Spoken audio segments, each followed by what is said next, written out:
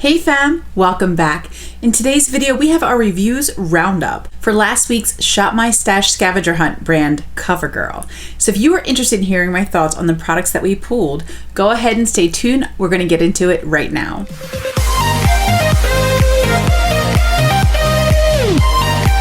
So last week we discovered I did not have a huge amount of CoverGirl products in my collection. However, the ones I did have were pretty interesting. I went ahead and tested these products pretty extensively this week, and I actually wore all three bases in 3 different videos, which I will also include as we go over the products. So let's go ahead and jump right on in. The first combination I tried was the CoverGirl Simply Ageless Foundation. This is a product in collaboration with Olay. So you'll basically see that there is moisturizer swirled through the product. I tried it also with the CoverGirl Simply Ageless Instant Fix Concealer. This concealer has a little ball top and you just click up and more product will come through that little hole at the top. So when I pulled this foundation, I mentioned that this is probably one of my favorite foundations in my collection. The strange thing was that as I tried this week, I wasn't as big of a fan as I had been before. Now, the first day I tried it with a silicone primer, which I have since decluttered. Was not a fan. And this looked really, really bad, which was weird because I've loved this every time I've tried it. I then went back in with a more moisturizing primer. I went in with a current favorite of mine, which is the Benefit Hydrating Pore Professional Primer. I have been reaching for that nonstop. I love that daggone thing. And I liked it better with that. Now, I do think this is really pretty on the skin, and I am wearing this foundation in my BoxyCharm unboxing and try on video. So you can see that on my skin in action. What I found about this when I used it with a hydrating base is that it did wear nicely on my skin. As the day progressed, maybe about 12 hours after I put this on, it looked really bad. Like wanted to wash my face right away. So you will get a whole day's wear out of this and it does look nice, but it does by the end of the day, it looks a little like slimy on the skin. So this actually honestly was my 3rd favorite product that I tried this week. This concealer also I didn't really like at all.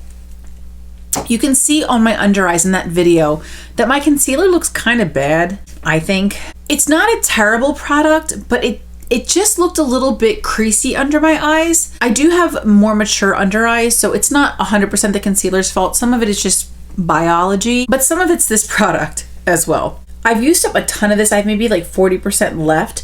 So you don't get a ton of product in these. I haven't used this a huge amount of times. I would not repurchase this one as it stands right now. I will finish this, and maybe as I continue to use it up, my thoughts will change. And if so, I will definitely let you guys know. But as it stands, once I finish this, I will not be repurchasing this one. I do want to continue to try this one, especially as we get a little bit closer to the warmer weather, and see if I like it better. For how much I love this when I tried it before, I can't understand why I didn't love it this week. So I think it has to do with my skin composition this time of year as opposed to when I tried it last. So I can't recommend this one right now, but I do want to continue to test it, and I do want to come back to you guys if my thoughts do change on this. But currently, this wasn't my favorite this week, sadly. Another combo I tried, which I actually have on my skin today, is the CoverGirl Vitalist Healthy Elixir.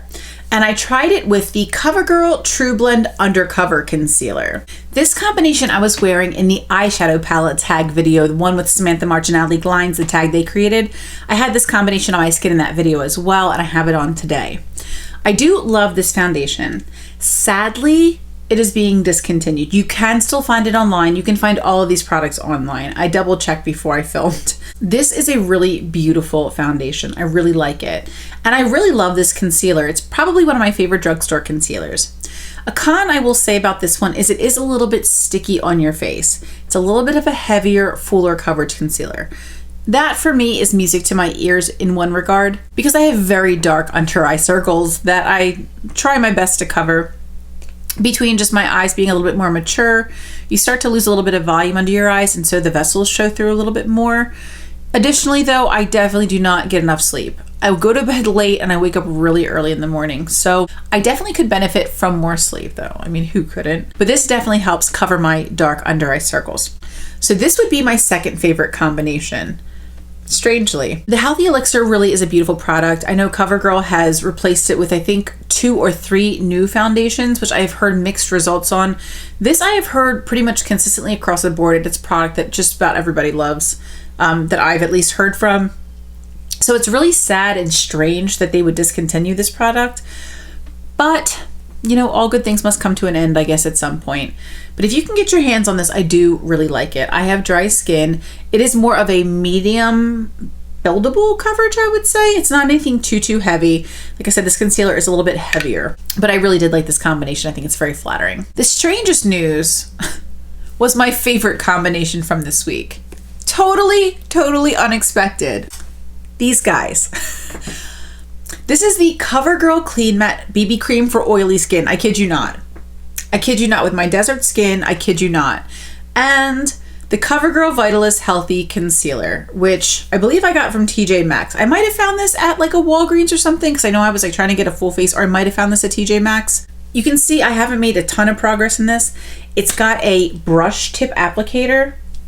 So we had a ball, a brush, and your standard doe foot. So I had mentioned when I pulled this product, back in the day when I was a normal human being with a foundation and a concealer and a powder, I used this like a single eyeshadow half the time, just like in the crease, and I was done. I had picked this up. This was like a product I used all the time. I had mentioned I thought I had oily skin. It's just that my skin can be dehydrated and I can get a little oily in the heat in my T-zone sometimes. But my skin is dry. So I really was like, what the heck were you doing, girl? Like, come on. And this little guy, I mean, like, he's like sleeping in my little concealer drawer, undisturbed. I never pull him. I was wearing this combo in my Allure Beauty Box unboxing. Now, this could also have to do with preferences. I love lighter coverage foundations. I like to see my skin. I like it to look more natural. Now, I have hyperpigmentation, I have redness, I have like this little spot right here was like an acne scar from like years ago. One of those like under the surface pimples that I had like was going in with like a jackhammer on. Yeah, that's that. So like I have definite little spots on my face that I want some coverage. I want it to be more even, but I like my skin to look like fresh and dewy. I found that sometimes when I use a heavier foundation, it can really age my skin and make me look really cakey, and I don't like that. I like when it's like fresher, more youthful, just a lighter coverage. This I thought looked so pretty on my skin. The other thing I didn't like about this particular foundation is if I go in with too much, I definitely get forehead creasing. And that happens with most foundations. I think like the Charlotte Tilbury foundation is probably one of the worst offenders for me with that. This, no forehead wrinkles. None. And this little weird concealer, I thought it was like too dark for me. It's kind of like a funkier, like warmer tone color. Like this literally was the most unlikely little favorite. This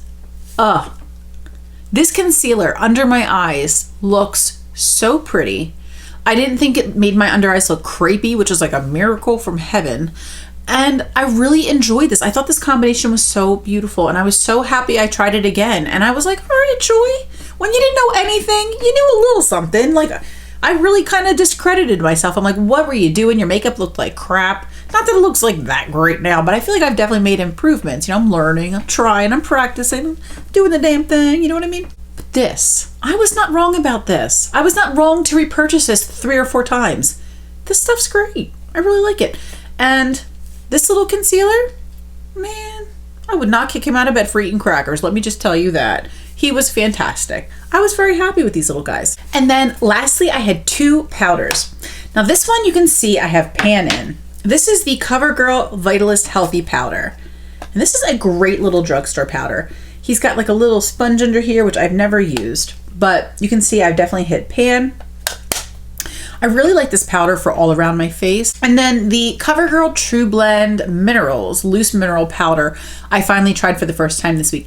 And at first I wasn't sure if I liked it because I went in with, I think, a bit too much. And I'm like, this powder's a little heavy, but it's me. It was me. It's not you. it's me. If you go in with a reasonable amount of powder, which I'm starting to like learn, I think I've always been so concerned with my under eyes looking like crepey and separating and creasing that I've like packed on powder, and it has never done me a service to do that. I think it was recently on Robert Welsh's channel I saw it. It was him or it was somebody else I saw that was like literally used the tiniest bit of powder. Like, and I was like, really? So I tried that and I like it so much better. I've just been caking it on all this time. But a little bit of this will go a long way. And I think a little bit of most setting powders will go a long way. So it might have even been Jessica Braun who was talking about under eye creasing and about using a small amount of powder. I don't remember, but somebody blessed me with this knowledge. Some sweet person on YouTube blessed me with this knowledge. And I used only a little bit of this powder, and I really like the way it set my under eyes. I do have this on today.